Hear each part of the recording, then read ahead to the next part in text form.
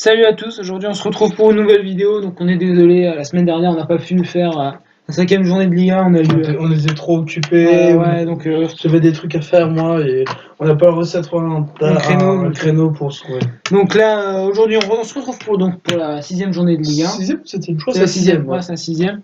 Donc il y a eu pas mal de buts. Je pense pour la cinquième, on va juste vous mettre au début, là, après l'intro, on va vous mettre juste le classement de la cinquième journée et les résultats. On mettra les résultats. On n'a pas le temps déjà, on se bat beaucoup pour trouver du temps. Donc Voilà, donc là on va commencer donc par le premier match de la sixième journée. Donc on va commencer donc par le match qui opposait Nantes à Strasbourg. Donc Strasbourg là qui s'est fait éliminer il y a quelques semaines par Francfort en Europa. Ouais. Donc c'était le premier match de la sixième journée. Ouais, donc là pour eux maintenant il faut être sérieux en Ligue 1. Et aussi dans les coups françaises. Ouais. Donc là, alors ça commence à 28e minute par le but de Khalifa Koulibaly sur une passe de Charles Traoré. Donc là la défense, franchement, Strasbourg ils ont pas géré. Hein. Clairement, là ils se retrouvent tout seuls. Même si c'est dans un angle compliqué, on sait c'est un joueur qui est capable de marquer dans pas mal de positions. C'est déjà son troisième but Khalifa Koulibaly déjà. Vraiment un bon joueur, je trouve, en ce début de saison. Il a bien remplacé le pauvre Emile alors. Donc, à la 46e minute, Dimitri Liénard entre sur le terrain à la place de Djikou. Et à la 62e, Denis Appia entre sur le terrain à la place de Charles Traoré. Donc, il avait fait une passe décisive pour Khalifa Koulibaly. À la 66e, Dimitri Liénard marque. Donc, après 20 minutes, quand même. Juste après 20 minutes, il marque quoi. Donc, une égalisation, je pense, qui était assez méritée. Hein. Un beau but en plus. Ouais, on va aller chercher. C'est assez logique. À la 72e, carton jaune pour Imran Louza. À 73e, Lebo Motiba entre sur le terrain à la place de Adrien Thomasson.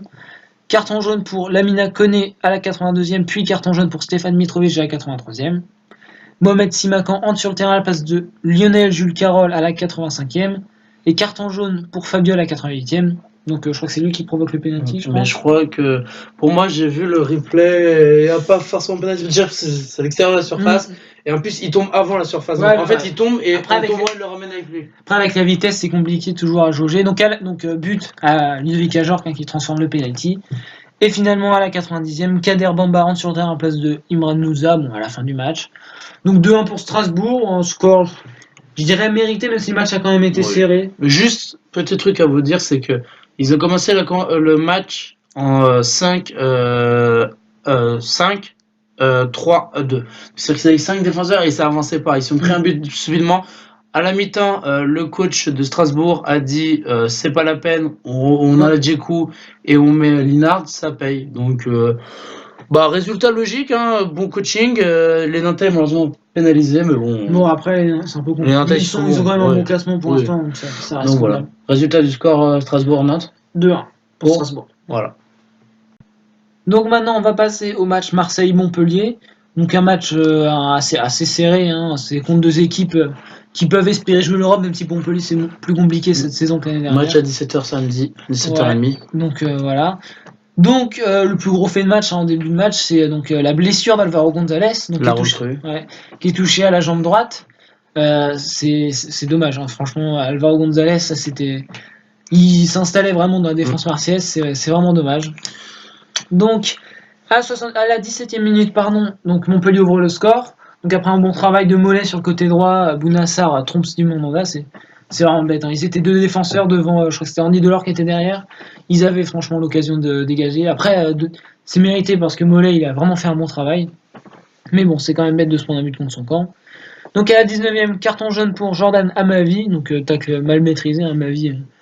Début de saison compliqué. Sur Arnaud Souquet, et Arnaud Souquet lui a redonné le coup à la 22e minute. Ouais, à la 22e minute. Donc carton jaune pour Souquet, qui a mis une petite semelle là, sur le pied de Morgan Sanson.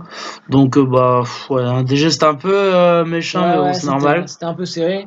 Donc à la 44e minute, donc Ambroise Onyongo se prend un carton jaune parce qu'il vient disputer le ballon à Bounassar qui touche ce qu'il faut du bout de pied pour se retrouver percuté par son vis-à-vis. Donc à la 47e minute, Andy Delors se retrouve au sol pour avoir reçu le coup de Strootman qui tentait de protéger le ballon pour Camara. Donc là, Andy Delors, il y avait une petite simulation. Donc, simulation, mais comme il est bien tamponné. Hein. Elle exagère un peu, donc l'arbitre me dit de se relever. À la 59e minute, but pour le défenseur portugais du MHSC, donc Pedro Mendes. Pas but, carton jaune. Carton jaune pour Pedro Mendes qui retient Dimitri Payet par le cou et récolte un carton jaune, donc logique. Parce que but. Ouais. Donc à la 66e minute, carton jaune cette fois pour Strootman, donc qui s'énerve après l'arbitre et donc qui reçoit un carton jaune logique. À la 67e minute, donc Sanson sort pour laisser sa place à Radojnik, donc Radojnik a eu une influence particulière positive dans ce match, vu qu'au final il a fait la passe de c'est vrai. Donc à la 72e, Laborde sort et c'est Ristic qui rentre pour Montpellier. Et à la 75e minute, Germain égalise. Donc un peu un cafouillage par la défense montpelliéraine et Germain il arrive à tromper Geronimo Rulli. Donc très belle passe d'ailleurs de Radojnik qui passe complètement à travers tous les défenseurs, mais bon. Bon après c'est un peu logique, j'ai envie de dire, mais c'est un peu bon but et voilà, c'est mérité. Donc après à la 67e minute, donc Strootman sort pour Rongier. À la 80e minute, Mollet sort pour laisser rentrer Sambia. Bon après j'ai l'impression qu'il a du mal quand même à Mollet en signer. Ouais mais il est pas aidé je trouve. À la 85e minute, donc Andy Delors sort pour Skuletic. Et donc après là, gros cafouillage. À la fin là, 92e minute, donc carton rouge pour Jordan Ferry qui c'est logique, il gifle Radojnik. Ce que je te propose c'est de repartir de là parce qu'il y a eu un fait juste avant. Ah oui c'est vrai, donc 91e c'est vrai, donc Radojnik se fait accrocher le maillot par Jordan Ferry. Donc le Serbe il pousse un peu Ferry. Ferry lui met une gifle, donc c'est vraiment un geste bête parce que je pense que il aurait pas été en tort s'il avait pas réagi comme ça. Après c'est dur de garder son sang-froid mais bon c'est quand même bête. Mais ce qui est encore plus bête c'est le geste de Camara après qui pousse vraiment fort. C'est bête et après Payet qui renchérit. Enfin Payet c'est sur une autre action mais Payet il accroche Hilton et après il négocie auprès de l'arbitre. Il vient insulter, il lui a dit clairement, il a hurlé enculé dans l'oreille de l'arbitre. Et je pense que ça va être malheureusement. C'est débile, 2 cartons. Ça va être stupide parce que comment ça s'appelle, il va être suspendu 5 matchs quand même pour ce mot. Donc c'est vraiment ridicule quoi. Donc finalement score final 1-1 entre Montpellier et Marseille. Un score logique, même si ça se finit plutôt mal, c'est vraiment dommage, mais bon, c'est. Après, il y a eu c'était très très chaud, ça se friquait beaucoup, donc c'est un peu logique. Je préfère que ça se finisse sur un 1 que un 5-0. Donc après Maxime Lopez, qui a été homme du match. Homme du match, donc il a été très disponible, il a bien organisé le jeu, donc c'est bien pour lui. Donc score final au stade de Vélodrome, donc 1-1. Donc on passe au match de 20h, donc opposé Nice à Dijon. Donc Nice clairement il devait surclasser Dijon, c'est sûr que là il joue presque surclassé, mais un Dijon qui voulait faire bien. Ouais non mais c'est sûr, mais bon après c'est vrai que c'était logique, enfin ça devrait être logique qu'il gagne. Donc à la 22e minute, pourtant but de Julio Tavares, donc sur une super passe de Hamza Mendy. Donc Tavares, c'est que lui qui bouge quoi. Après il a un beau but. Premier but de Dijon, c'est lui qui le marque, c'est logique. Il a vraiment il met complètement le gardien Benitez, il peut vraiment rien faire. Donc, mais à la 29e minute, donc égalisation, donc Casper Dolberg, qui marque donc son premier but sur une passe de Adamounas. Donc très beau jeu avec une passe magnifique de Adamounas. Un beau piqué au-dessus du gardien. Apparaît aussi la belle passe de Adamounas. Adamounas. Mais vraiment de belles recrues là. S'il joue bien, s'ils arrivent bien combinés, franchement c'est vraiment cool pour Nice. 44e minute, carton jaune pour Naïef Aguerd. Et 45e minute, Youssef Attal permet donc à Nice de passer devant sur une passe de Pierre Lesmelou.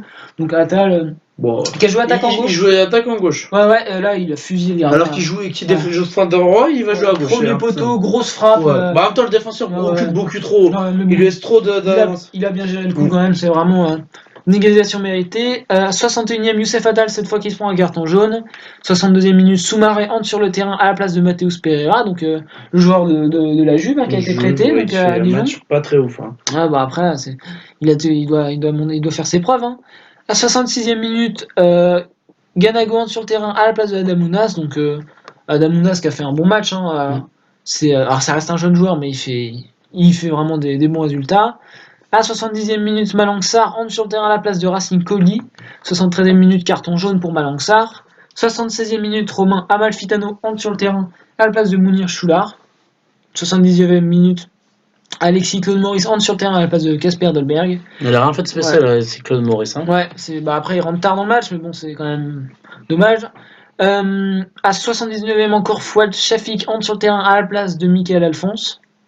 86e minute, carton jaune pour Omar Amalfitano. Et 89e minute, carton jaune pour Wesley Lotoa.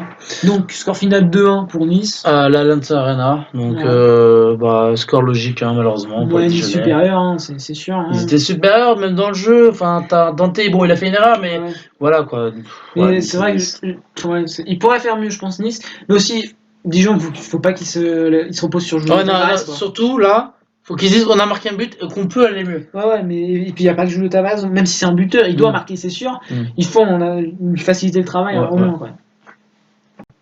Donc on passe au 4e match, donc Bordeaux-Brest qui avait lieu donc à 20h. Donc le 4e match de cette journée, de cette 6e journée de Ligue 1, donc qui se passait alors à Bordeaux. Donc Bordeaux très, très tôt le score, hein, donc à la 6e minute, de Jim Ribriand sur une passe de Yassine Benranou. Impressionnant, ce joueur est impressionnant. Ribriand, c'est vrai, 95e but en Ligue 1 Conforama. Il est vieux et il arrive à faire et la tête est vraiment propre. Il passe devant tout le monde et il a de l'expérience. À la 20e minute, donc Samuel Grand-Cyr donc marque sur une passe de Yohan Court, donc une belle action en collectif, donc c'est logique que Brest il revienne au score. Hein, Brest qui est le premier de Ligue 2 et qui est impressionnant, genre. C'est quand même contre Bordeaux, c'est pas n'importe quelle équipe. Surtout qu'ils arrachent des nuls ou de nulle part. C'est quand même. Donc à la 23e minute, carton jaune pour Jean-Charles Castelletto. 37e minute, carton jaune pour Haris Bekleba. Et 41e minute, carton jaune pour Vukasin Jovanovic. Donc pas mal de cartons jaunes en peu de temps. 46e minute, donc but de Mathias Sautré sur une passe de Yohan Court. Donc Courte qui fait 2 passes d'As. Ouais, c'est donc. Mathias Sautré qui a marqué le premier but de Brest en donc Ligue 1. Brest donc qui passe devant. Hein, c'est bien pour eux, même si bon, on va voir qu'ils ont pas. Dans la suite du match, c'était pas aussi bien. Donc à la 46e minute, Mexer entre sur le terrain à la place de Jovanovic. 46e minute, carton jaune pour Yacine Adli. 61e minute, carton jaune pour Denis Bain. 63e, Alexandre Mendy entre sur le terrain à la place de Mathias Sautré. Donc un bon match pour Mathias Sautré qui est assez bon, je trouve, en ce début de saison. 65e minute, Josh Maya entre sur le terrain à la place de Yacine Benraou. Et 69e, but de Pablo sur une passe de Yacine Adli. Donc Yacine Adli, c'est un jeune joueur qui a été vendu ou en prêt du PSG. Yacine Adli, il est vendu. Il est vendu, ouais, donc Yacine Adli, c'est cool, il a du temps de jeu. C'est vraiment bénéf pour lui. 71e minute, carton jaune pour Otavio. À 79e minute, Christian Damian Batocchio entre sur le terrain à la place de Gaëtan Charbonnier. Gaëtan Charbonnier qui est décevant. Il a du mal en début de Il a beaucoup de mal. Après, il y a une différence de niveau entre la Ligue 1 et la Ligue 2, c'est sûr. Mais quand tu te retrouves avec limite 40 buts en Ligue 2, tu dois t'attendre à mettre au moins 10 buts en Ligue 1, quoi. Donc, 82e minute, François Camano entre sur le terrain à la place de Samuel Kalou au gym. Donc, franchement, Camano, je pense qu'il aurait dû rentrer avant. Hein, il est plus rapide. À la 82e, je pense qu'il fallait vraiment. Peu de temps après l'égalisation, il aurait fallu le faire rentrer. 84e minute, carton jaune pour Mexer. On dit Mexer, parce que c'est un Suisse. Okay. 88e minute, Kevin Mailly entre sur le terrain à la place de Samuel Grand-Cyr, donc c'est à la fin du match. Résultat de 2 à Bordeaux, donc 2 équipes qui sont au milieu du tableau, donc bon point pour Brest. Hein, bon point aussi pour Bordeaux. Bordeaux qui aurait pu faire un peu meilleur chez eux, mais bon, ça reste un résultat honorable. Ouais. Voilà, surtout que Bordeaux galère un peu. Ouais. Donc maintenant on passe au match qui opposait Monaco à Reims, donc match qui se passait à Reims. Donc à la mi-temps, score de 0-0, hein, toujours après 45 minutes de jeu. Donc Reims reste est assez dominateur, mais bon, ils n'ont pas réussi à trouver l'occasion. Donc 69e minute, donc changement pour Reims. Donc Boulaïdia sort et Denis rentre. Donc c'est un match compliqué pour Boulaïdia, hein, donc c'est logique de le faire sortir. Il a fait un bon match quand même, mais c'est un joueur, faut se dire, il vient de National. Donc à la 73e minute, Baldé, il a une petite gêne, donc on pensait d'abord que Onyekura allait le remplacer, mais finalement c'est Jean-Kévin Augustin qui rentre. D'ailleurs, Kedda Baldé qui a loupé une grosse action. Ouais, c'est dommage. Rajkovic, heureusement. Il a besoin d'être meilleur à la finition, je pense, Baldé. Donc, mais finalement, Onyekura, il rentre à la place de Jackson Martins, donc une minute plus tard. Donc à la 77e, donc carton jaune pour Adrien Silva. Donc au niveau de la ligne médiane sur Xavier Chavalrin. 80e minute, changement pour Reims. Donc Moussa Doumbia est remplacé par Derek Outessa. Donc en fin de rencontre, bon, c'était un peu une dernière chance. Après, nouveau changement pour Reims. Donc Cafaro, il sort pour laisser rentrer Monetsi. Et Monaco, 1 minute plus tard, donc Adrien Silva qui sort pour faire rentrer Fabregas. Alors ça, je comprends pas, parce qu'Adrien Silva, franchement, il aurait dû rester, je pense. 91e minute, donc carton jaune pour Gilles Dias. Donc il accroche Younis Abdelhamid par le maillot. Donc carton jaune mérité. Donc en une logique, entre le stade de Reims et AS Monaco, il y a eu, même si Reims a nettement dominé en début de rencontre, c'est Monaco, ils ont montré quand même une belle façade, mais ils ont besoin d'être meilleurs dans la finition, surtout Keita Baldé. D'ailleurs, Baldé qui risque d'être absent quelques jours. Donc avec ce 6e match, donc 100 victoires de la saison, Monaco reste 19e, donc c'est un résultat, même si c'est un résultat plutôt moyen. Rassurant parce qu'ils commencent à mieux jouer, mais dans le résultat 0-0. Voilà, ça reste un point, mais bon, il va falloir être meilleur. Ils ont déjà 10 points de retard sur PSG. Ouais. Donc du coup on va faire le 3e match avec le match qui était à 20h qui opposait Metz contre Amiens. Donc un match que une des deux équipes doit gagner s'ils veulent remonter clairement au bout du terrain, donc en haut du classement surtout. Donc 26e minute, Jordan Lefort rentre sur le terrain à la place de Christophe Jallet. D'ailleurs Christophe Jallet, après avoir marqué contre Lens, se blesse, donc on ne sait pas combien de temps.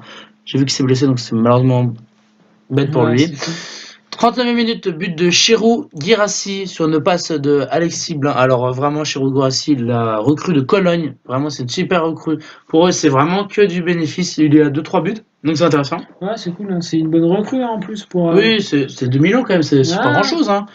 54e minute, Bakay Digassi sur une passe magnifique de Chirou Guirassi marque. Voilà, Guirassi qui marque et qui fait une passe dans le match, donc c'est super intéressant. 61e minute, Adama Traoré, il entre sur le terrain à la place de Renaud Kouad. Dans la même minute, Thierry Ambrose entre sur le terrain à la place de Farid Boulayad. 67e minute, Shadrack Akolo entre sur le terrain à la place de Founessi Diakate. 68e minute, peut-être un peu plus en retard, but de Habibou Mamadou Diallo sur une passe de Adama Traoré. Alors Diallo, c'est la recrue qu'ils ont fait du Paris FC. Ouais. Il fait tellement du bien à Metz, mais bon, il prend peut-être un peu tard. Ibrahima Niane entre sur le terrain à la place de Opa Nianguet à la 81e minute. 90e minute, Bongani Zungu entre sur le terrain à la place de Gaël Kakuta. 87e minute, carton jaune pour Chirou Guirassi, mais bon, voilà, et après le match il a fait. Voilà. Il peut se permettre, même si c'est bon.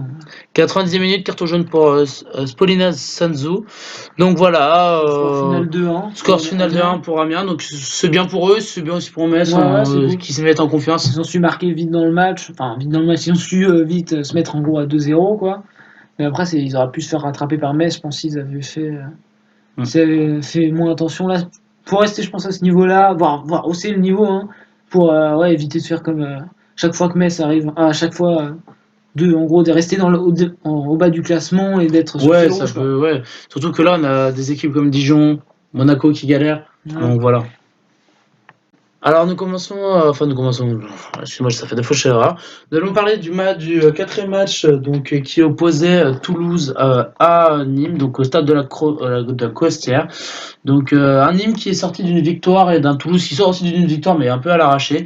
Donc 39e minute, but de Romain Philippotto sur une passe de Théo Valls. Alors là, le but, il est impressionnant. Vraiment, il met un enroulé qui vraiment, je sais pas si t'as vu le but, mais il fait René, Baptiste René ne peut rien faire. Ouais. Donc voilà, 43e minute, carton jaune pour Lucas Do.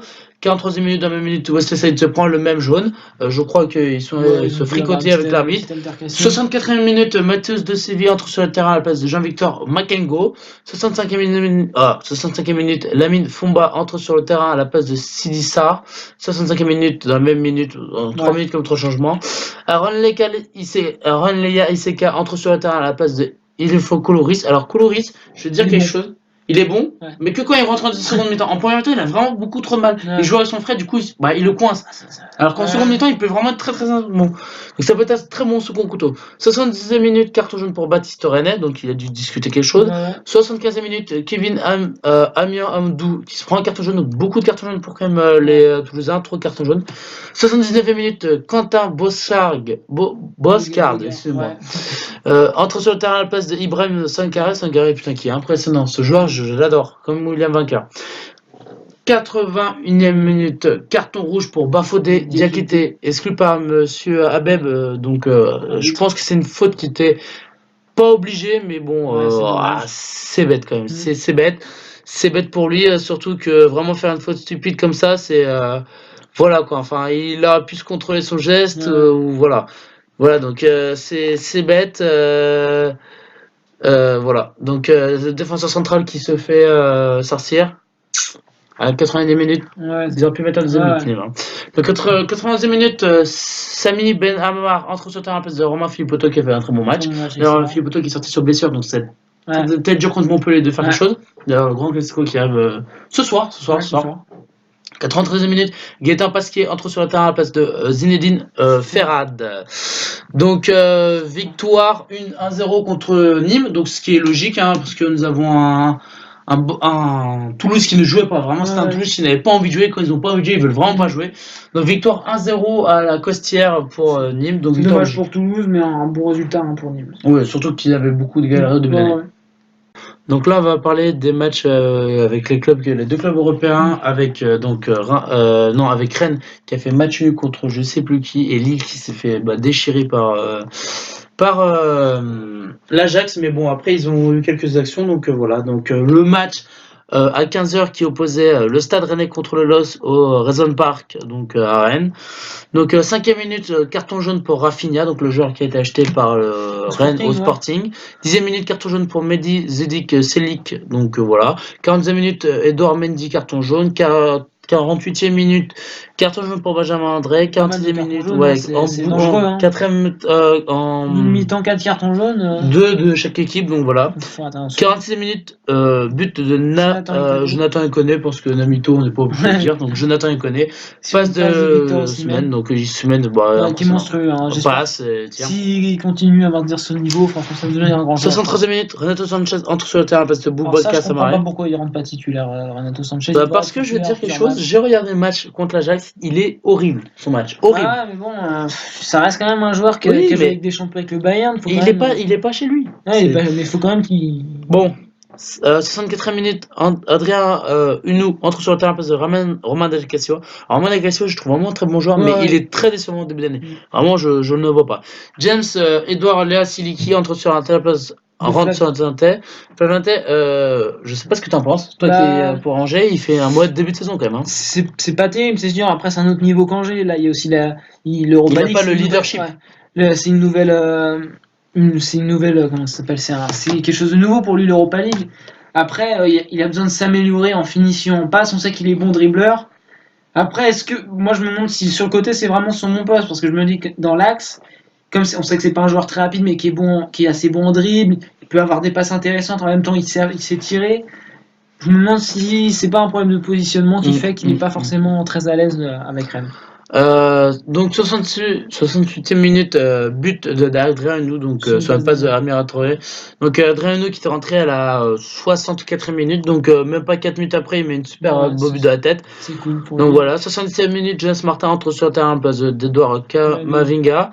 86e minute, Youssouf Hadidzi entre sur le terrain à la place de Jonathan Ikoné. Et 90e minute, Domodro Drašković entre sur le terrain à la place de Luis Araujo. Juste petit truc que j'ai envie de dire, je ne comprends pas Galtier. Pourquoi Hadidzi est toujours sur le banc ? C'est dommage. Contre l'Ajax, il nous met un poteau mais monstrueux, et là il arrive à nous faire des choses mais magnifiques. C'est un bon joueur qui est sur le banc, je ne comprends pas pourquoi et je veux savoir pourquoi. Je ne comprends pas. C'est vrai que c'est dommage, c'est un bon joueur, c'est con de mettre comme ça sur le banc et pas le faire jouer plus, parce que il a beau être arrivé il y a pas longtemps, quand même lui ça doit lui mettre un coup au moral et. C'est ça.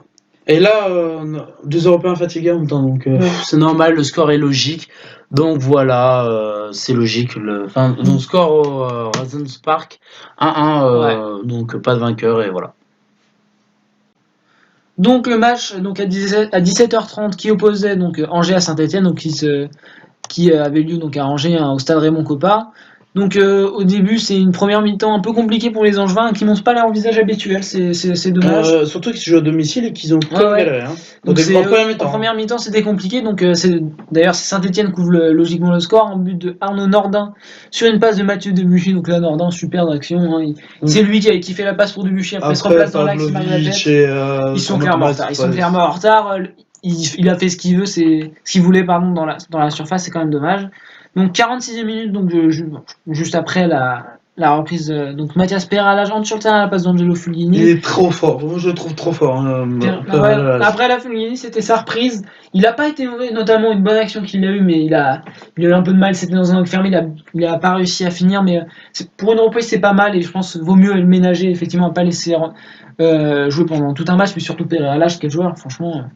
Super début de saison. Donc à la 48e minute, justement, but de Pierre Capel, donc sur une passe de Mathias Peralage. Donc il y avait une petite faute sur Pierre Capel, hein, mais l'arbitre il a bien fait de laisser jouer parce que Pierre Capel il arrive à bien finir devant Ruffier qui sort un peu tard quand même. C'est un très mauvais match d'ailleurs, je trouve, Ruffier. 67e minute, donc Romain Mouma entre sur le terrain à la place de Robert Beric et Kazri entre sur le terrain à la place de Riyad Boudbouz. Boudbouz qui fait des matchs moyen. Il a failli marquer à un moment donné, il a tiré un peu dans le petit filet. Mais bon, c'était pas, il a pas vraiment, depuis qu'il est parti au Betis, c'est fini, je le retrouve plus. Au moins, Mouma, il a pas été exceptionnel, son entrée, elle a pas été Mouma, il a sauvé limite... Par contre, 69e, un remplacement qu'il faut retenir, donc Casimir Ninga qui entre sur le terrain à la place de Pierrick Capel, et 74e, Stéphane Bauken entre sur le terrain à la place de Rachid Alioui, 75e, nos carton jaune pour Ariane Aït-Nouri, donc il pousse un peu, c'est logique. 77e minute, carton jaune pour Miguel Angel Troco Saavedra. Et là, 78e minute, là où je dis que Kamavinga il a fait une super entrée, donc 70e minute, Casimir Ninga il marque donc sur un centre de Thomas Mangani, donc après le coup franc suite à la faute de Saavedra. Super tête, hein, franchement, il est tout seul, il est scellé, il a qu'à conclure. 83e minute, donc Nathan Abiant sur le terrain à la place de Arnaud Nordin. 84e minute, Casimir Ninga, donc encore lui qui marque, donc un doublé sur une passe de Peralage. C'est encore un excellent match, hein, c'est sûr. Et 89e, Casimir Ninga qui marque un triplé pour son entrée en match. 10 minutes, il met 3 buts. Voilà, c'est sur une passe de Sadatub qui a fait un bon match aussi. Là, vous avez bonne passe de Bauken. Bonne passe de Bauken qui décale Tube, qui après Tube, il a plus qu'à déposer le ballon. Je veux dire quelque chose. Je pense ce que j'en pense, c'est qu'ils ont recruté Alioui, ils ont recruté Tube, ils ont recruté Casimir Ninga. Ils ont recruté Mateusz Peralage et t'as Bauken qui tourne avec Fulghini. En fait, s'il y a un blessé, ils sont déjà prêts, ils ont déjà quelque chose. Après, le seul problème, quand j'ai dit la première journée, défense, gardien, la défense et le goal.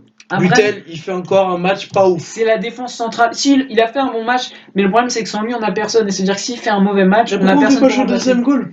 Bah oui, c'est Petkovic là, qui vient du RC Lens, c'est dommage qu'il joue. Enfin non, de Lorient, pardon. Après sur les côtés, Manso il a beau pas être rapide, il continue vraiment bien jouer. Et Capel il joue plus dans l'acte maintenant au milieu de terrain. Il a marqué un but, non, Capel? Ouais, il a marqué un but. C'est lui qui égalise d'ailleurs. Aït-Nouri, bon, il manque encore un peu d'expérience, mais il est bon. Et après il y a Bamba qui peut jouer autant à droite qu'à gauche. Mais la défense centrale et les gardiens, il y a encore du travail. Donc score final 4-1, donc pour Angers qui a largement dominé, en tout cas en seconde période. Donc Saint-Etienne assez fébrile, hein, des joueurs assez fatigués après leur League. Bah oui, fatigués. Ouais. Et on comprend pas pourquoi ils sont pas bien comme ça. Je comprends pas, moi. Ils ont pas fait de barrage. Enfin voilà. Donc score final. Donc 4-1 pour Angers face à Saint-Etienne. Au stade Raymond Kopa. Exactement. On finit cette 6e journée avec le match qui opposait Lyon contre le Paris Saint-Germain au Groupama Stadium avec comme arbitre Romain Buquet. Donc voilà, un match qui, quand même, on va dire, le PSG quand il joue au Groupama Stadium fait de très mauvais matchs et ont perdu à chaque fois. Donc, attention.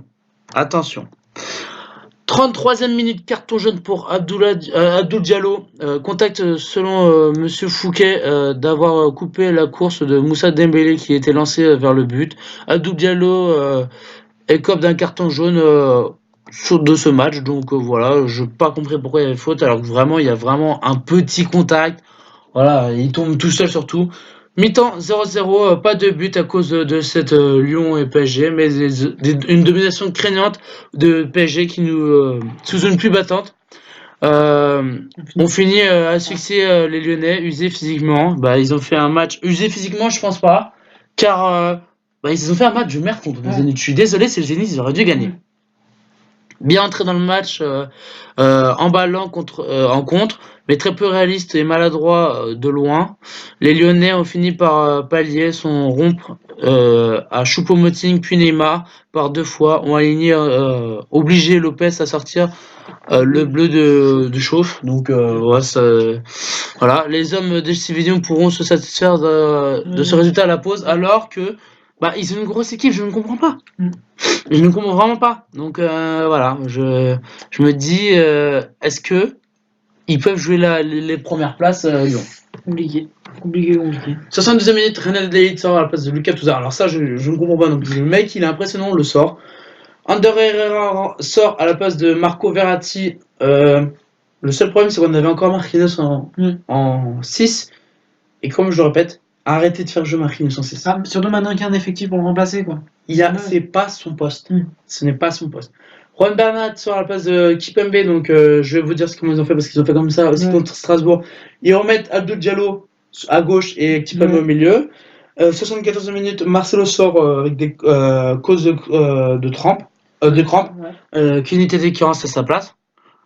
76e minute, carton jaune pour Youssouf Koné, obligé de s'arrêter sur une intervention glissée sur Di Maria au bord de la ligne de touche. Il cisaille l'Argentin et récolte logiquement un carton jaune. J'ai vu la faute, elle est impressionnante. Je pense que c'est même une rouge. 87e minute, Neymar glace le groupe Groupama Stadium, même s'il faisait déjà très très froid. Très bonne blague d'ailleurs, que je viens de faire. Idéalement service devant la surface par Verratti, Angel Di Maria glisse le ballon à Neymar, qui dos au jeu se retourne et fait un crochet du pied droit à Tété qui reste de marbre, avant d'enchaîner un tir gauche précis qui va se loger dans le petit filet d'Anthony Lopez. Alors, un match, je ne vous parle même pas de Neymar, il a toujours eu des ballons. Donc voilà, je en parlerai après. Donc je finis le match et on s'occupe de ça. 80 minutes, Thiago Mendes sort et rentrée de Bertrand Traoré. Alors lui, je sais pas pourquoi Bertrand Traoré, on le met au placard alors que le mec il est impressionnant. Voilà, 90 minutes, Neymar sort à la place de Kevin Kurzawa, ça je ne comprends pas non plus. Score final au Groupama Stadium 1-0 pour le PSG. C'est un PSG pour moi qui est décevant. Je suis désolé. Quand Neymar est là et qu'il n'y a pas Mbappé et Cavani, c'est qui qu'on fait toujours la passe. C'est comme quand il y a le Barça. Barça, il n'y a pas Messi, ça joue pas. PSG, c'est la même chose sans Neymar. On n'arrive pas à jouer. Combien de fois, pendant le match, je me disais, faites la passe à Choupo-Moting, Di Maria. Ils sont tout seuls. On aurait pu leur mettre 5-6-0.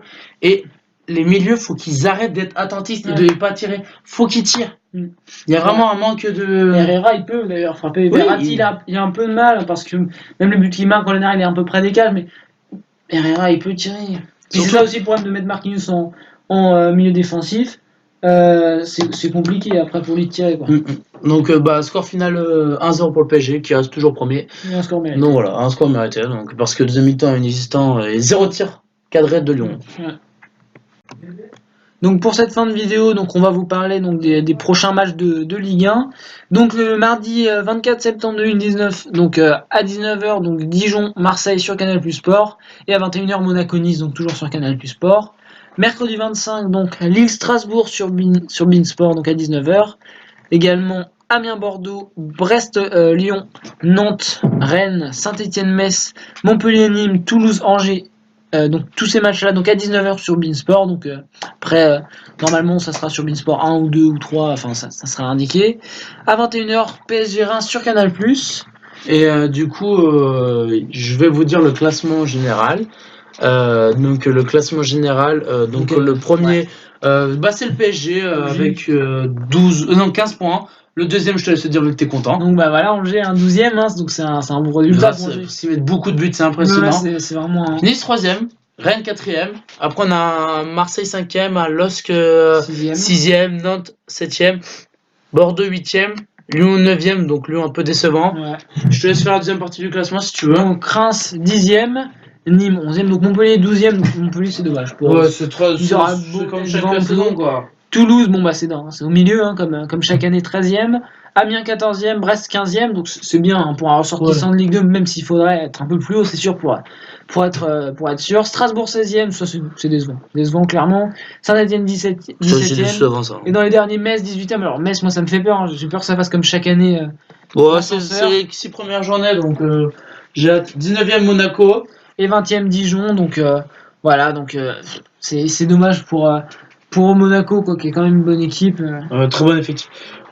Avant de partir, abonnez-vous, lâchez le petit like.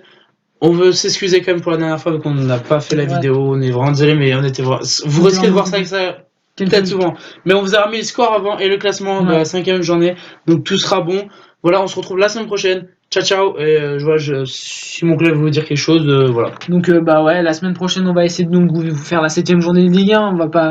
On va essayer de trouver un créneau. Faudra qu'on trouve, mais je pense que ça va le faire. Hein. Si vous l'avez pas le mercredi soir, vous l'aurez samedi soir. Et puis n'hésitez pas à mettre des commentaires. Oui, on veut des commentaires. On veut des commentaires. Ce que vous pensez. Ça peut nous remotiver. Donc voilà, n'hésitez pas à lâcher un like et à vous abonner.